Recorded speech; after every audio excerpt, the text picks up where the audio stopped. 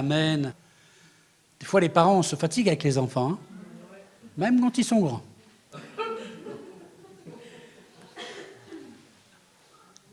Mais Dieu n'est pas comme nous.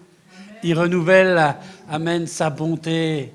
Et puis par sa grâce, je renouvellerai aussi la mienne. Amen. Il renouvelle ma bonté aussi, me dit David. Sois patient. Amen. Sa miséricorde dure à toujours. Louez l'Éternel, même quand ça va pas. Tu veux faire du mal au diable? Loue l'Éternel. Tu veux le faire fuir? Loue le Seigneur. Alors comment faire pour louer le Seigneur? Qu'est-ce qu'on va dire? Jésus. Alléluia. Alléluia. Est-ce que vous arrivez à dire Alléluia? On essaye tous ensemble. Alléluia. Ça veut dire gloire à Dieu. Ah, le diable, il n'aime pas. Ah, le diable, il n'aime pas. Amen. Amen. Apprenons, frères et sœurs, à louer Dieu. Tu as été créé pour ça. Tu as été créé pour la gloire de Dieu. On verra, peut-être pas aujourd'hui, mais dans un autre passage, un térébinthe de la justice pour servir à sa gloire. Pour servir à sa gloire. Tu es la gloire de Dieu. Dieu veut faire de ta vie sa gloire. Il y a du taf, ça tombe bien. Des fois, il y a des gens, des investisseurs qui cherchent avec beaucoup de travaux pour défiscalisation. Alors, je ne vais pas dire que Dieu, c'est pour de la défiscalisation.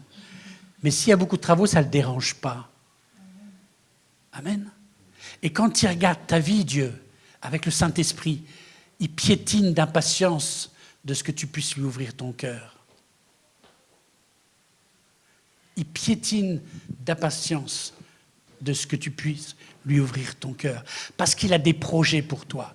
Il a déjà, quand il regarde ta vie, c'est déjà ce qu'il a envie de faire. Il y a des murs qu'il veut casser. Il y a des fenêtres qu'il va changer. Il y a des volets qu'il veut poser. Il y a une isolation. Je ne vais pas vous faire l'isolation à 1 euro là, ce matin. Mais c'est ça, Dieu. Je ne sais pas comment vous le voyez. Vous le voyez peut-être en train de dire « Oh là là,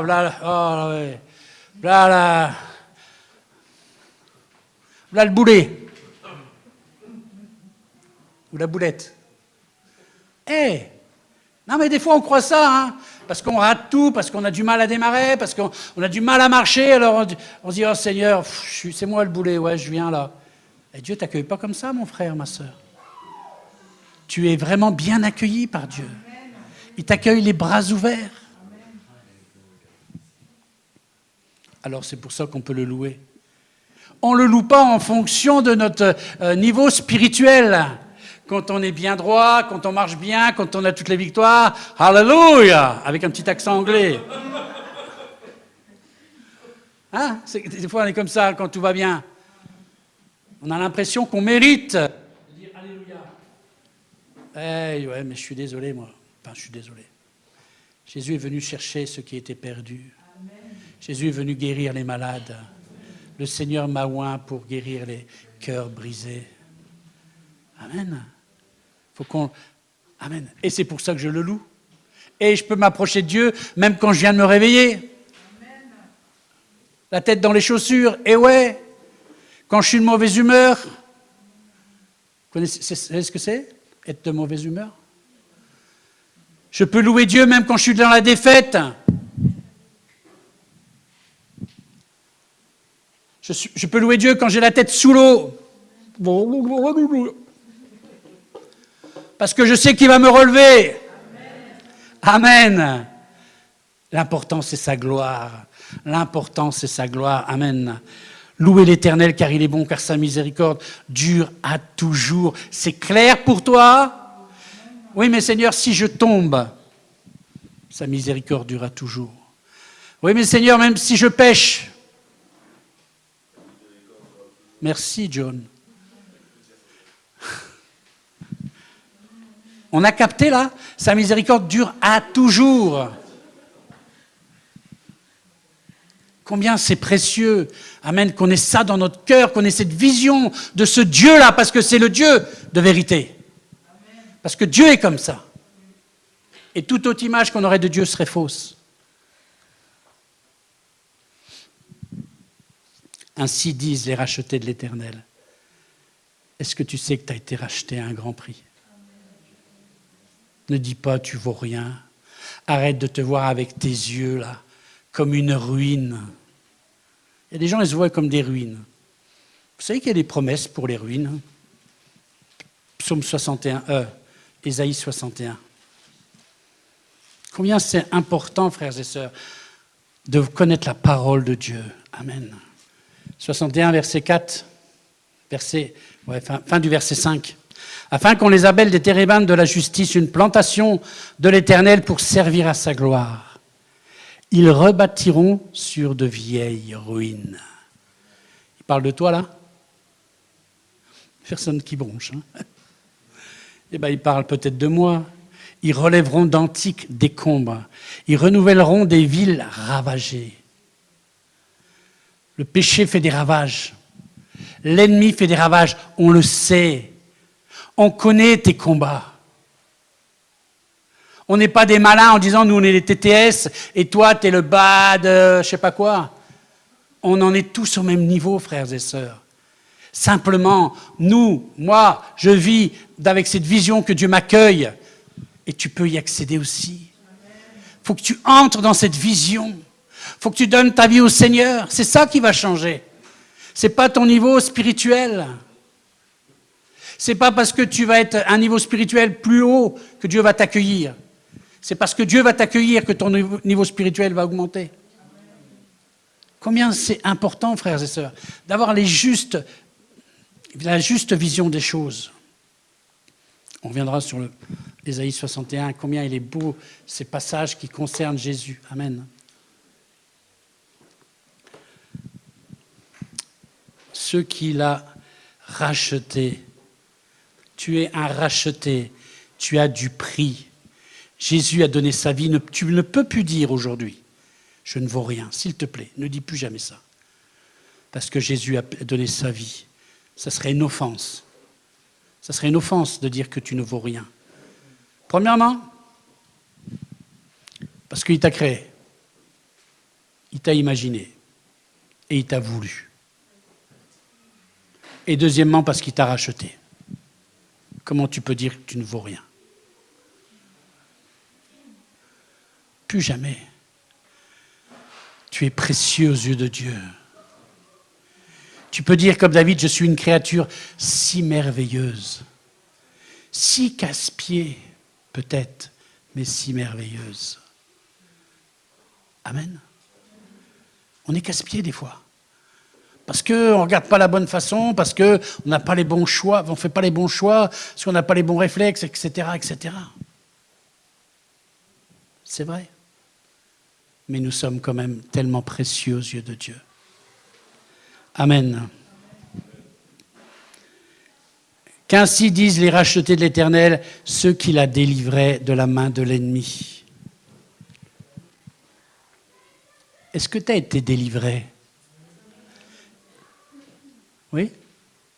Oui? Oui? Ah bon, je me demande. Oui? Est-ce que l'ennemi t'a lâché ou il ne te lâche pas encore là? On va prier après, t'inquiète pas. Il va te lâcher maintenant. Il n'a plus de droits. Si tu ne veux pas qu'il ait des droits, il n'a pas de droits. Si tu veux qu'il ait des droits, il aura des droits. Maintenant, c'est toi qui décides. C'est ça la bonne nouvelle de l'Évangile. Amen. C'est ça la bonne nouvelle de l'Évangile. Le Seigneur m'a oint pour annoncer une bonne nouvelle. J'ai une bonne nouvelle pour toi ce matin, c'est que tu peux sortir, tu peux changer. Tu peux sortir du chemin sur lequel tu es. C'est important, hein? Avant, tu étais esclave. On va le voir, avant, tu errais. Mais aujourd'hui, tu sais où tu vas. Tu sais où tu peux aller. Aujourd'hui, tu sais ce que tu peux choisir. C'est ça la bonne nouvelle. Amen. Il a délivré de la main de l'ennemi. Ah, l'ennemi, quand il nous tient, combien on a du mal à bouger, hein, quand il y a la peur qui vient, qui te paralyse, qui rentre dans ta tête. Tu ne peux plus rien faire. Tu n'oses plus rien faire. Tu as plus peur de la vie que de la mort. L'ennemi te tient. Tu as des chaînes Tu es dans une prison. C'est vrai. Mais Dieu vient et ouvre la main de l'ennemi. Et il te prend. Les chaînes tombent au nom de Jésus. Amen. Les portes s'ouvrent, les portes de tes prisons, tes impossibilités s'ouvrent. Tu es délivré. Dieu veut ta délivrance. Jésus est venu pour te délivrer. Sur la terre, il est venu pour te délivrer. Revendique. Revendique dans tes prières. Seigneur, tu es venu pour me délivrer. Seigneur, je ne suis pas capable, mais toi, délivre-moi. Amen. Ceux qu'il a délivrés de la main de l'ennemi. Amen. Moi, j'ai connu la main de l'ennemi sur ma vie. J'ai vu ce qu'il pouvait me faire faire, ce qu'il voulait m'empêcher de faire. J'étais esclave. Des fois, les gens, ils m'étonnent. Ils hésitent à venir à Dieu, ils hésitent à venir à l'Évangile, ils hésitent à venir à l'Église, parce qu'ils veulent être libres. Mais libre de quoi? Libre dans ta prison? Sérieux? Non mais, ce matin, je reçois un coup de téléphone.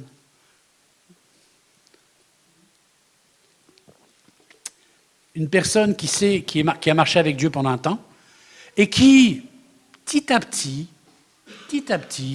c'est pas de Lille, hein, a lâché la main du Seigneur, et puis petit à petit, en disant oui, je sais qu'il faut que je revienne, oui, je sais, oui. Oh les oui, je pourrais faire de la confiture.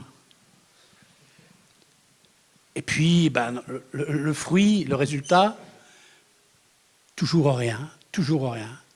Et puis, si on la rouspète un peu, elle se fâche. Ah ben, ça suffit. Je suis assez proche d'elle et voilà, des fois, elle me dit, t'appuies toujours où ça fait mal. Je suis gentil, moi, pourtant. Bah oui, mais si tu viens mourir, t'es perdu. C'est français, c'est ça, appuyer où ça fait mal, mais c'est la vérité. Et puis ce matin, je reçois un coup de téléphone, elle me dit, oh, mon frère, je suis choqué, je viens d'avoir un accident assez grave, il n'y a pas de blessés. Mon ami vient de perdre son permis. Et je sortais de soirée hier, puis un accident. En quelques secondes, je suis choqué. Qu'est-ce que je te dise? Est-ce que tu comprends la France? Tu comprends le français? Tu comprends quand on te parle? Tu comprends que c'est un avertissement? Oui. Bon, on verra. Mais c'est incroyable, les gens. Ils veulent vivre leur liberté, mais regarde ce que tu récupères avec le diable, regarde ta vie. Vous savez, moi, c'est ça qu'un jour, quand je me suis converti, je me suis dit, mais le diable, il m'emmenait en boîte, il me faisait fumer. Enfin, puis au bout d'un moment, je dis, mais je suis son bouffon. Il me prend pour un bouffon. Il me fait faire ce qu'il veut. Alors, vous êtes rebelle. Je sais que vous êtes rebelle, je vous connais. Rebellez-vous contre le diable. Et vous avez envie... Non mais, je ne veux pas vous insulter, mais... Non mais... Moi je sais que j'ai eu cette pensée, je suis le bouffon du diable, à son service, je le fais rire. Eh non mais moi c'est pas mon ambition. Arrière de moi Satan. Aujourd'hui j'appartiens à Jésus. Amen. Et tu vas voir si je suis le bouffon. Je suis le serviteur de Dieu. Amen. Je suis son enfant. Amen. J'accepte plus tes prisons, j'accepte plus tes chaînes, j'accepte plus la vie que tu m'as proposée, que tu m'as imposée. Je veux marcher avec Dieu. Je veux marcher avec Dieu. Et alors là, la vie avec le Seigneur, waouh, très vite, j'ai arrêté la cigarette, plus besoin de sortir, j'étais heureux. J'étais heureux. C'est ton ambition, j'espère, d'être heureux, ou t'aimes galérer. Il y a des gens qui aiment galérer, vous savez, ils aiment ramer pour avoir des bras. J'espère que ce n'est pas ton truc. Il y a d'autres choses à faire que de ramer dans la vie, mon frère, ma sœur. Dieu a d'autres projets pour toi. Laisse-le mettre les voiles. Il va souffler sur ta vie, tu vas avancer. Amen. Verset 4, ils erraient. Alors, avant, il les a rassemblés dans tout le pays. C'est ce que Dieu a fait ce matin. Je ne veux pas te faire peur, mais je vais te dire un truc. L'ennemi ne voulait surtout pas que tu viennes. Et il avait posté sûrement plein d'anges pour t'empêcher de venir. Mais tu as été vainqueur. Tu as été vainqueur. Tu es un vainqueur. Quelqu'un qui réussit à venir dans l'église, il est vainqueur. Déjà. Amen. C'est quelqu'un qui a fait un choix. Amen. C'est vrai qu'il y a un ennemi qui va te faire peur. Ouh! Oh, d'accord. C'est bon. Non, mais c'est vrai, quoi. Il fait peur, l'ennemi, hein. Mais bon, au bout d'un moment, tu as compris que, voilà, tu sais à qui tu appartiens. Tu sais qui c'est que tu sers. Amen. Et tu sais qu'il y a tous les anges qui sont autour de toi, prêts à intervenir. Amen. L'ennemi est vaincu. Il a été dépouillé à la croix. Amen. Gloire à Jésus. Et il les a rassemblés, oui. Tu es rassemblé, vous êtes rassemblés, vous êtes le peuple de Dieu, vous êtes la famille de Dieu, vous êtes les enfants de Dieu. Et Dieu rassemble, toujours. Dieu aime quand le peuple se rassemble. Très différent. Unis, pas uniforme. Amen, gloire à Dieu. C'est le but, c'est pour ça qu'il y a des églises. Alors je pourrais faire un message sur l'église et puis tout, mais vous savez, on a vécu il y a des carences dans nos vies. On a souffert des choses. On a tous besoin de guérison. Et Dieu a donné l'Église pour qu'on puisse guérir. Est-ce que tu sais que toutes tes guérisons, tu vas les trouver dans l'Église? Non? Toutes ces manques, toutes ces carences, toutes ces... alors je ne vais pas vous parler des 5 blessures de l'âme, vous les connaissez. Mais Dieu va te guérir ici, dans l'Église. C'est le moyen qu'il a décidé. C'est le moyen qu'il a choisi. Amen. C'est terrible, hein, il n'y a que des hommes, enfin des femmes aussi, mais ils sont bien imparfaits, oui. Vous auriez été dans la bande à Jésus, mes frères et sœurs, vous auriez dit, Zinda. Il y en a qui étaient voleurs, il y en a un qui était comme ça, l'autre qui était comme ça, l'autre il se battait pour savoir qui était le premier. Et Jésus va faire quelque chose avec ça. Il va bouleverser le monde. Il va bouleverser le monde. Amen. C'est ça qui est bien avec le Seigneur. C'est qu'il prend des gens complètement, j'allais dire déjantés, mais je ne le dirai pas. Mais, allez, différents, on va dire, les uns des autres, avec tous leurs défauts, leurs sales caractères. Je regarde personne, là, parce qu'après, les gens vont se sentir visés. Mais on est comme ça. Et puis Dieu dit, c'est avec vous que je vais faire quelque chose. Waouh. Et le diable, il rigole. Il dit avec lui, moi, j'arrive à rien en faire. Moi, je vais faire. Et Dieu construit. Et Dieu crée. Et Dieu fait renaître en toi. Et Dieu reconstruit ta vie. Et tu vas être à la gloire de Dieu. Amen. Amen, gloire à Dieu. Ils erraient, verset 4, dans le désert, ils marchaient dans la solitude. Ils erraient. Les gens qui marchent loin de Dieu, ils errent. Ça veut dire qu'ils marchent, mais ils ne savent pas où ils vont. Est-ce que tu sais où tu vas? Allô? Est-ce que tu sais où tu vas? Est-ce que tu sais que Dieu a un projet pour toi? Allez, au pire des cas, si tu viens mourir, où c'est que tu vas? Je vous laisse réfléchir. D'accord. On va reprendre, on va changer de message. Je veux parler du salut. T'es sauvé? Ah bon, j'ai eu peur là. Mais pourquoi t'es sauvé? T'es meilleur que les autres? C'est pas? C'est quoi ça? La grâce? C'est marqué où ça? C'est marqué où? Ceux qui connaissent leur Bible, allez, je donne une image pour ceux qui trouvent. Éphésiens 1, 8. Vous pouvez vous retenir ce verset? Je vous le repose la semaine prochaine. Éphésiens 1, 8.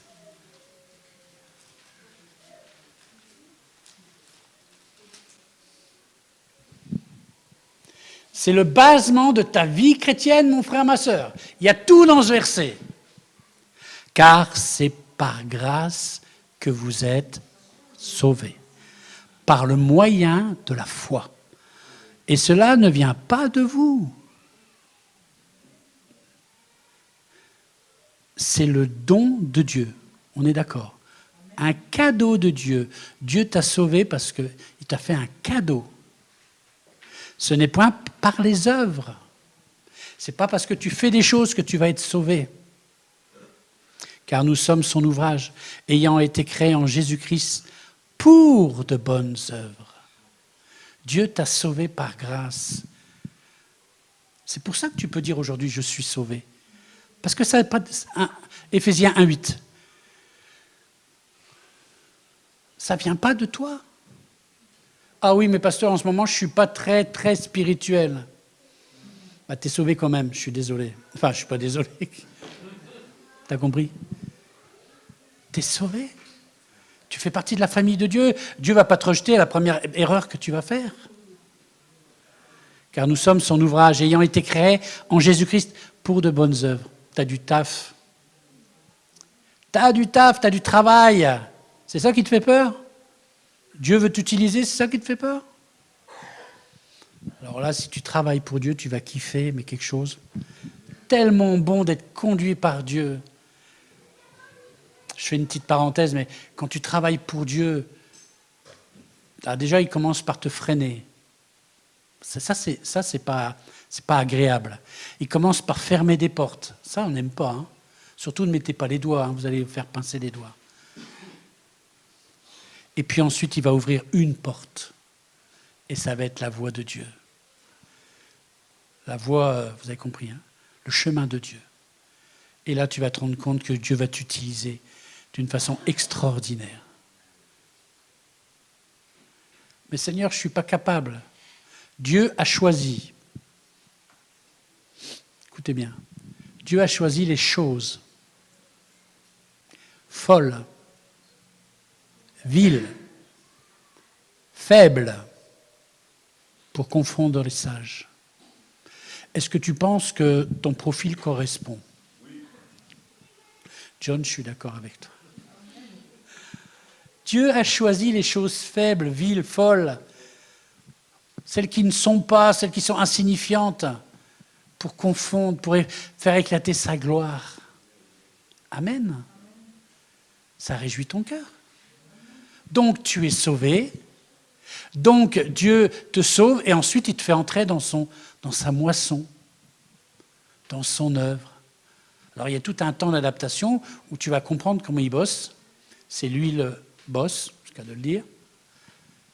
Et puis après tu vas commencer, Dieu va t'utiliser. Alors des fois quand Dieu t'utilise, tu es très étonné. Je me rappelle, tout au début de ma vie chrétienne, vous avez fait connaissance avec frère Questel lundi. Et je disais à mon pasteur, je lui disais, mais comment ça se fait que Dieu... Parce que j'amenais du monde à l'église. Et quelque part, au fond, tout au fond, bien au fond de moi, je me glorifiais un peu. Et je pense que mon pasteur avait du discernement, il l'a vu. Et moi, je me disais, mais comment ça se fait, pasteur, que Dieu m'utilise? Je pensais qu'il allait dire, David, c'est parce que tu es un bon chrétien. Et il me dit, oh, tu sais, t'inquiète, le Seigneur s'est bien servi d'un âne.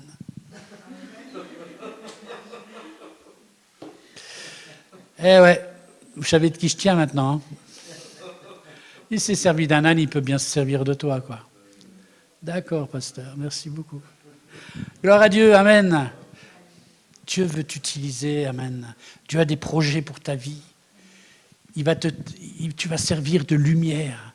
Là où tu vas aller, tu vas éclairer les gens, tu vas les interpeller. Les gens sont là, ils errent dans le désert. Vous savez, la vie dans le monde, c'est pas réjouissant. Il n'y a pas de joie. C'est pas vrai, il n'y a pas de joie. Les gens ne savent pas où ils vont. On disait à un gars, mais tu travailles pour quoi? Pour ma retraite et après ta retraite. La pêche. Et après, tu cours, mais tu ne sais pas où tu vas. Avec Jésus, on sait où on va. On sait pour qui on vit.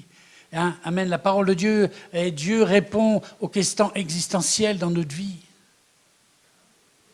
Pourquoi je vis? Pourquoi je suis sur la terre? Pour qui je vis? Où est-ce que je vais?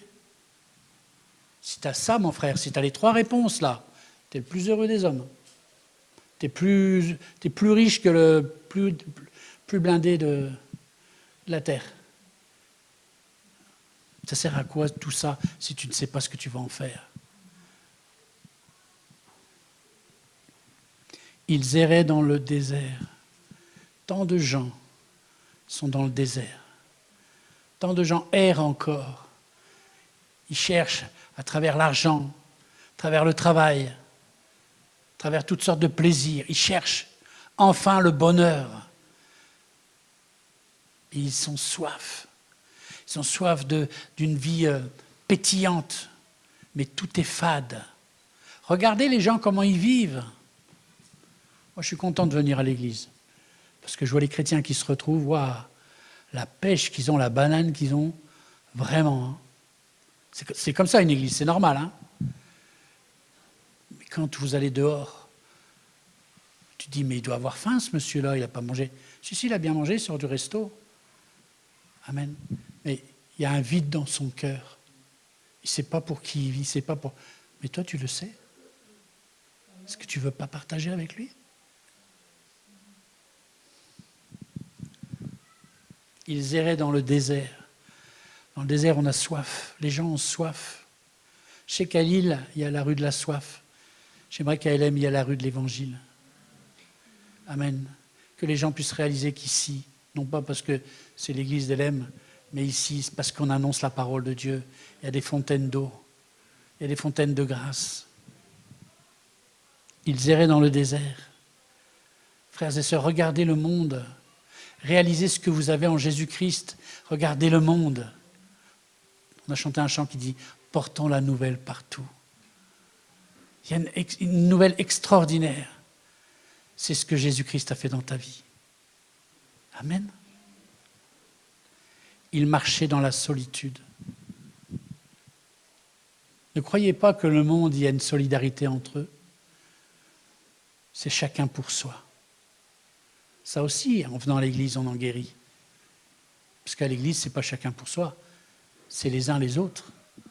Amen. Non? Non, j'espère. Hein. Je me rappelle de cette finale de Coupe d'Europe où Liverpool jouait. Ah, je sais que John, il kiffe le foot. Il n'a qu'un défaut, c'est celui-là, il n'aime pas le foot. Et les supporters de Liverpool ont l'habitude de chanter « Ce chant, tu ne marcheras jamais seul ». Je pourrais vous le chanter, mais je ne le ferai pas. Et ce soir-là, le gardien a fait une grave erreur et ça a coûté la Coupe d'Europe à son club. Et ils ont fait voir une triste image, c'est qu'à la fin du match, il était tout seul. Et je me suis dit, waouh, qu'est-ce que c'est évocateur? C'est tout à fait ça. Hein. Ils ont des beaux chants, ils ont des belles choses, ils ont des beaux slogans. Mais à l'arrivée, le monde est seul. Oh, quand tu réussis, éventuellement, tu as du monde autour de toi. C'est vrai, quand tu as un peu d'argent, tu as du monde autour de toi. Mais quand ça ne réussit pas, quand tu te fais dépouiller, parce qu'on se fait dépouiller dans le monde. On se fait dépouiller de tant de choses. Le diable, il nous dépouille. Il ne nous fait pas de cadeaux. Qui c'est qui est là? Qui c'est qui est là? Je connaissais une personne qui était dans le monde de la drogue. Et je disais, des fois, dans les squats, vous êtes tous ensemble. Et il me disait, on est tous ensemble, mais on est très seuls. C'est chacun pour soi. Et s'il y en a un qui est en train de mourir, alors on va regarder s'il lui reste un peu de drogue. Seigneur. Vous savez, quand j'entends des choses comme ça, je me dis, pitié d'eux, Seigneur. Je n'ai pas le droit de garder ce que j'ai reçu de toi. Je connais la vérité, non pas parce que je suis meilleur que les autres, mais parce que la parole de Dieu, c'est la vérité. Jésus est le chemin, la vérité et la vie. Amen. Ils erraient dans le désert, ils marchaient dans la solitude, sans trouver une ville où ils puissent habiter. Amen. Ils souffraient de la faim et de la soif. Le monde a faim, le monde a soif. Ils ont tellement faim aujourd'hui que il y a des gens, des hommes, des femmes, des jeunes qui se tournent vers l'islam. C'est incroyable. Ils se tournent parce qu'ils ont besoin de conviction. Et aujourd'hui, dans notre beau pays laïque, on ne veut surtout pas faire de bruit. On n'a pas trop le droit d'affirmer nos convictions. Alors les jeunes, ils cherchent des gens qui ont des convictions. Et ils se tournent vers ces gens qui n'ont pas peur, malgré tout, de proclamer leur foi. Il faudrait qu'on se réveille, les chrétiens. Il faut qu'on réagisse. Parce que bien sûr, je ne veux pas faire de guerre de religion. Mais bien sûr, on amène des gens dans une religion et non pas dans une relation avec Dieu. Et les gens, ils sont là, au départ, ça paraît bien, puis au bout d'un moment, il y a toujours ce vide dans le cœur. Parce qu'il y a Dieu qui peut remplir le vide. Et que il n'y a que par Jésus-Christ qu'on peut remplir ce vide. Vous avez compris ça, hein? Si Jésus-Christ n'était pas venu, on n'a pas accès au Père. Il y a le péché qui est là entre nous et Dieu. Et parce que Jésus y vient, alors enfin, il déchire le voile par sa mort. Et on peut entrer librement dans le sanctuaire, dans la présence de Dieu. Et alors là, on est heureux. Et non seulement on peut entrer dans la présence de Dieu, mais la chose la plus extraordinaire, c'est que Dieu peut rentrer en nous par son Saint-Esprit. C'est incroyable ça. C'est pour ça que tu es heureux. Tu te demandes des fois peut-être pourquoi tu es heureux. C'est parce que Jésus-Christ est dans ta vie. Amen. Je n'ai pas entendu. Amen. Bon, je me dis... Amen. C'est ça la bonne nouvelle. Le monde souffre de faim, de soif. Allez voir sur les réseaux sociaux la détresse qu'il y a. Et regardez, hélas, pas trop quand même, les informations, la détresse qu'il y a. Réjouissons-nous, hein. Nous sommes riches en Dieu, hein. Nous avons tout pleinement en Jésus-Christ. Alors il y a un temps où on se gargarise de tout ce qu'on a en Dieu. Amen, il guérit des choses, il fait des choses dans nos... Et puis au bout d'un moment, il faut qu'on se tourne vers les autres. Et qu'on se dise, voilà, il faut que j'aille leur porter. Il faut que j'aille leur annoncer. Il faut que je leur dise tout ce que j'ai vécu des choses. Tout ce que j'ai vécu avec Jésus-Christ. Ne leur parlez pas de religion. Ne leur parlez pas de religion, genre, parlez-leur de votre expérience. Parlez-leur de Jésus. Parlez-leur de ce que vous vivez. Ça a beaucoup plus de puissance que du blabla. Non? Qui c'est qui a vécu des expériences avec Dieu? Levez la main. Il y a de quoi dire, hein? Amen. Il y a de quoi dire. C'est extraordinaire, hein? Dieu agit pour toi. Ça veut dire, premièrement, Dieu est vivant. Amen. Ça veut dire que, deuxièmement, il te voit. Amen. Ça veut dire que, troisièmement, il te connaît. Ça veut dire que, quatrièmement, il s'intéresse à toi. Et que, cinquièmement, il peut agir pour toi. Amen. Tout un message. Vous voilà évangéliste. Amen. Mais c'est extraordinaire. Le fait que Dieu ait agi pour ta vie, c'est une révolution. Une révolution qu'il faut que tu amènes partout. Tu partages.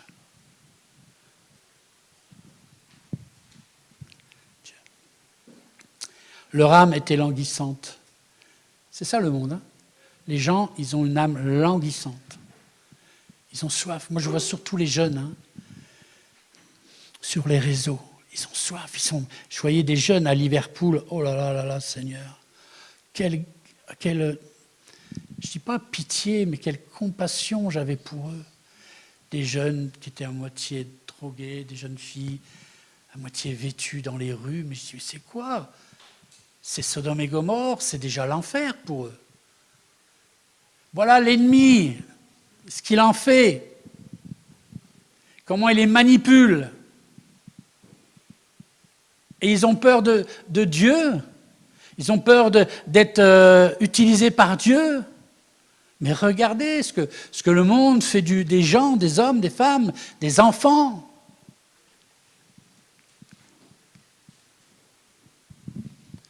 Dans leur détresse, ils crièrent à l'Éternel, verset 6. C'est le début de la fin, là. Dans leur détresse, ils crièrent à l'Éternel. Est-ce que tu sais crier? Est-ce que tu sais dire « j'en ai marre » ? Est-ce que tu vas le dire aujourd'hui à celui qui tient ton âme dans ses griffes « j'en ai marre » ? Est-ce que tu vas te tourner vers Dieu et tu vas lui dire « Seigneur, j'en ai marre. Seigneur, je veux changer. Seigneur, aide-moi. » Un jour, notre frère Rigaud il donnera son témoignage. Il a vécu ces choses-là. Il y en a plein encore. Hein.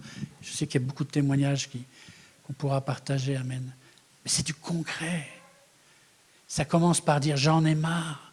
Je veux changer, Seigneur. Je veux changer, Seigneur. » Pourquoi Dieu attend qu'on fasse un cri? Je l'ai déjà dit. Parce que le cri, en général, il vient des tripes.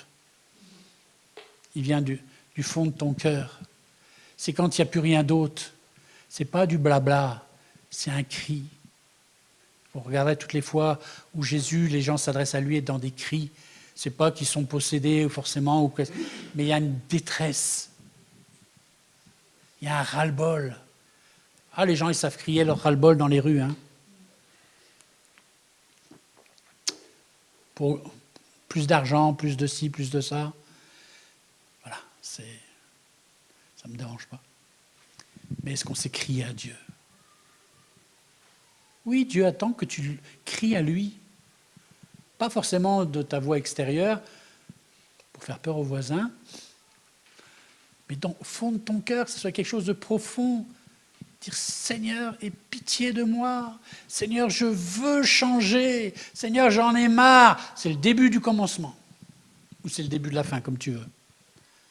Ta vie chrétienne va commencer par un cri. Tant que tu n'en auras pas marre de ta vie, ça ne changera pas. Il y a un petit chant qui dit « Tant que l'homme chérit son péché, Jésus ne peut rien. » Tant que tu aimes ton péché, tant que tu aimes, je ne sais pas, Dieu ne peut rien faire pour toi. Mais quand tu vas dire « J'en ai marre, je veux changer », alors là, Dieu va agir. Amen. Ils crièrent à l'Éternel. Dans leur détresse, il faut reconnaître la personne qui m'a appelé ce matin, elle est dans la détresse ce matin. Elle est dans la détresse. Pourquoi elle attend la détresse, je ne sais pas. L'être humain est comme ça, vous savez. Il faut qu'il touche le fond de la piscine ou de la boue pour remonter. Mais tant qu'on n'est pas dans la détresse, on aime les marécages. Dans leur détresse, ils crièrent à l'Éternel.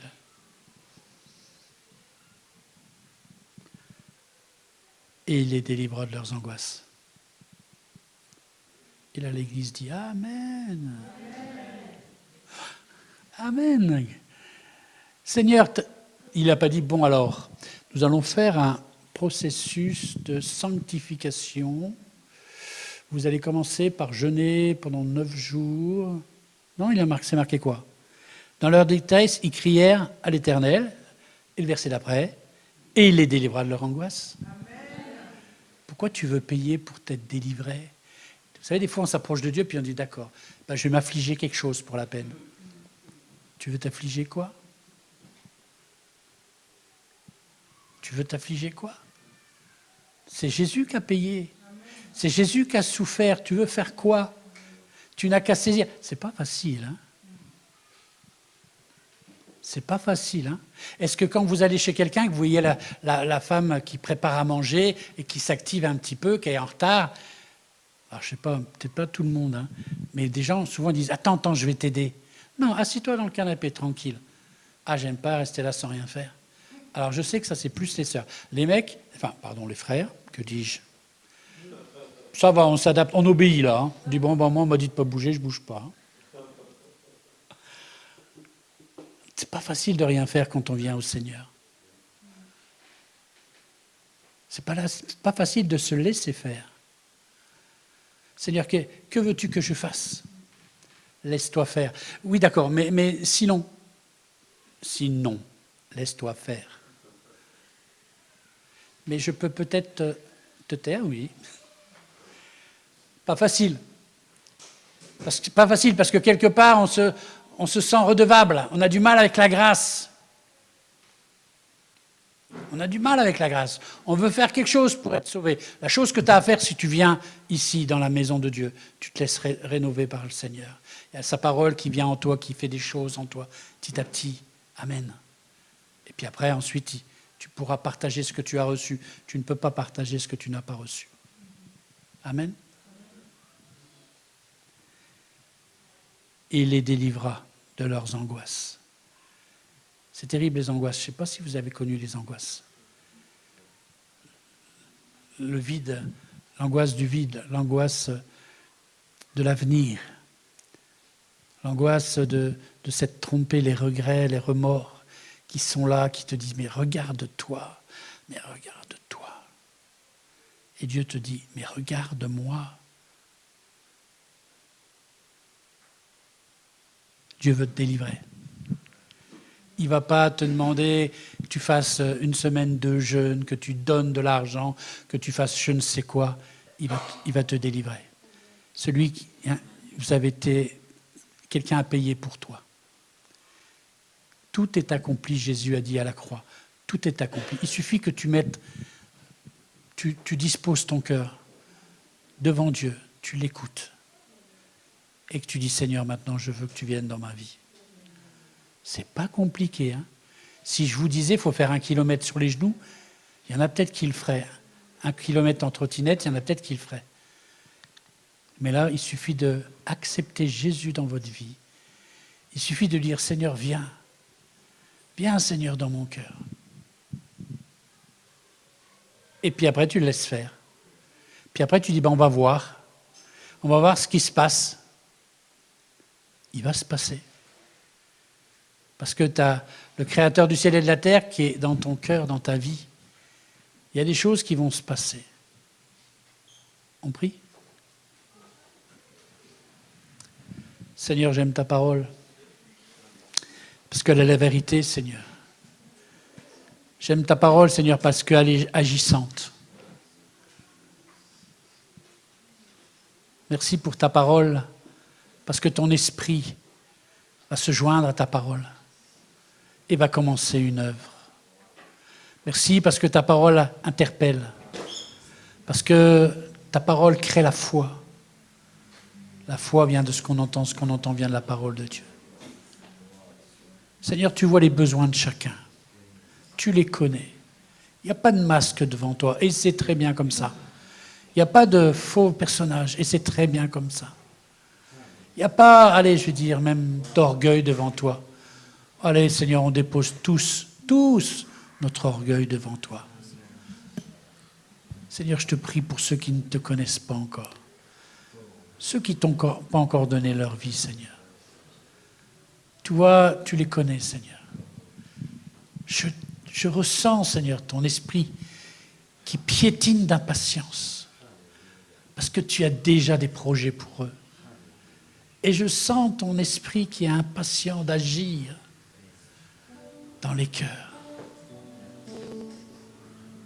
Je vais faire un appel ce soir. Jésus est à la porte. Il frappe. Si quelqu'un entend sa voix et il lui ouvre la porte, alors il soupera avec lui. Et tu souperas avec lui. C'est toi qui as la possibilité d'ouvrir ou de ne pas ouvrir ton cœur.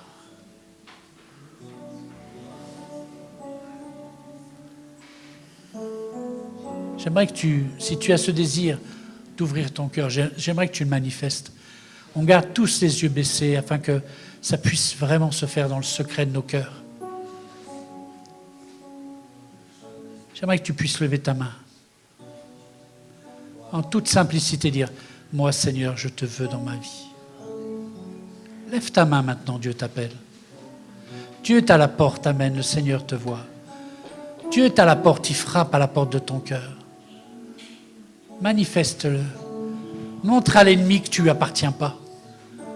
Montre à l'ennemi que tu veux changer de maître. Amen, Seigneur, tu vois ces mains qui sont levées. Seigneur, tu poses ta main. Seigneur, tu as pitié, tu as compassion. Merci pour cet amour qui inonde maintenant ma sœur, mon frère, qui a ce désir, Seigneur, de marcher avec toi. Tu veux te glorifier, Seigneur Jésus. Tu veux, Seigneur, te manifester d'une manière exceptionnelle dans la vie pour valider, Seigneur, cet appel. Merci, Jésus, de remplir cette vie. Merci de l'aimer, merci de lui manifester tout ton amour, lui faire ressentir tout ton amour. Je sais que tu attends ça depuis longtemps, Seigneur. Et la Bible nous dit qu'il y a de la joie dans le ciel pour un seul qui se repent. Alors permets-nous, Seigneur, permets-nous de nous réjouir avec le ciel ce matin. Parce que des gens vont te donner leur cœur, vont se repentir et vont avoir ce désir de marcher avec toi. Merci Jésus. Tu poses ta main, tu te glorifies maintenant. À toi la gloire.